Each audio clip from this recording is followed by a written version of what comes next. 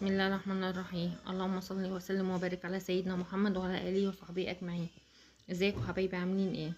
النهارده ان شاء الله انا نزلت السوق، لقيت بقى ايه، اشتريت 15 كيلو طماطم حمرا بلحه. فانا ايه جبتها بسعر حلو، يعني ب6 جنيه. فانا قررت ان انا اجيبها بعملها صلصه بتكفيني بالشهور، بقى شهرين 3 كده ايه.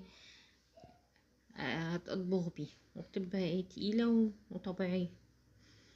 رحت جايبه الطماطم دي، ورحت جايه غسلاها كويس، وبعدين قطعتها تلات ارباع كده في قلب حل. عملت لي 3 حلات. اشيل العنقود واروح جايه مقطعه. قطعتها، عملت منها 3 حلل، وبعدين اروح جايه مدخلها حطها على البوتاجاز. احطها على نار عاليه الاول، اول ما بتبتدي تغلي وتسرد ميتها اروح جايه ايه موطيه عليها.